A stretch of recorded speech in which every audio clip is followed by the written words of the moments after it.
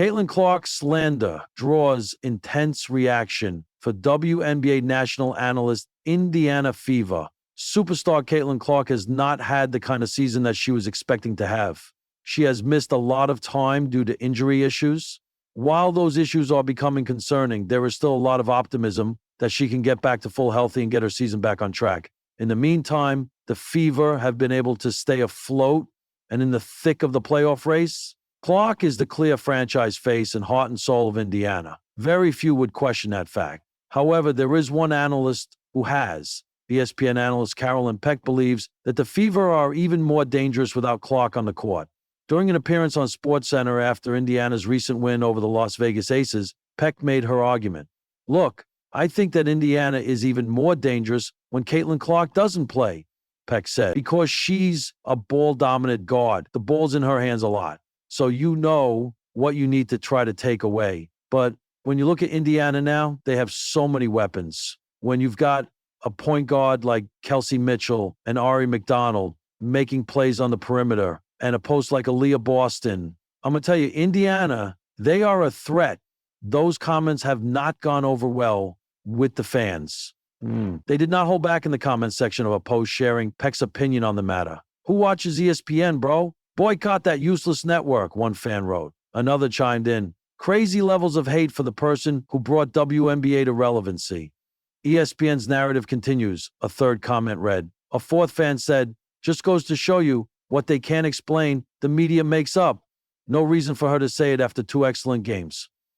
Carolyn has had an anti-Clark agenda from the start, a fifth fan wrote. Everyone is entitled to an opinion. Peck clearly has one. Fans also have the freedom to fire back at an analyst's opinion. Clearly, Peck is under a lot of heat due to her latest Clark comments. Even though the Fever have found ways to win at times without their superstar, Clark is the driving force behind the team. And without her, Indiana would have no chance at a championship. Hopefully, Clark is able to get back on the court soon and get back to silencing all of the critics. Make sure to follow Newsweek Sports for all Indiana Fever and WNBA news and updates. The buzzer had long sounded in the latest Indiana Fever game, but the real noise came hours later, not from the arena, but from the airwaves. It started, as these things often do, with a tweet. A high-profile basketball commentator posted a pointed message questioning Caitlin Clark's value to the WNBA. Caitlin Clark, she's a stat patter, it read. All flash, no impact. Ratings don't win championships. The message, intended to provoke, did far more than that. Within minutes, fans across the country leapt to Clark's defense. But the most resounding voice came not from social media, but from the national WNBA desk, where veteran analyst Tori Gaines lit into the criticism on live television in a now viral segment. Headline bench in January is not just slander. It's lazy, it's ignorant, and it's a symptom of a deeper problem in how we talk about greatness in women's sports. The Flame Begins Gaines wasn't just another analyst with a hot take. A former player herself, she had become known for her fearless honesty and dedication to growing the game the right way. When she saw the tweet, she knew she couldn't let it slide. Caitlin Clark has been in the WNBA for a few months, she said, and she's already changed the media landscape, increased ticket sales, and elevated TV ratings across the board. That doesn't mean she's perfect, but it absolutely means she matters. Then came the part that truly shook the sports world. What some people can't stand, Gaines continued, is that Caitlin Clark didn't come into this league quietly. She came in with noise, attention, and millions of young fans behind her. And somehow, that makes her a target. The gender double standard, Gaines turned her focus on a bigger issue. How young, confident female athletes, especially those who generate mainstream attention, are held to impossible standards. If a rookie in the NBA was putting up 17 and 6 with logo threes and selling out arenas coast to coast, we'd be calling him the next coming of Steph Curry, Gaines snapped. But because it's a woman doing it, we'd nitpick every turnover, every defensive rotation, every facial expression. Her words rippled across social media, gaining traction not just with Fever fans, but with WNBA legends. Cheryl Miller reposted the segment, writing, "Couldn't agree more. Protecting the game means protecting the future. And Caitlin is part of that future." Lisa Leslie added, "We should be lifting her up not tearing her down. Clark's quiet response, while the internet buzzed with debate, Caitlin Clark herself remained characteristically composed. In a media scrum following practice, she addressed the slander with grace. "I'm just focused on getting better," she said.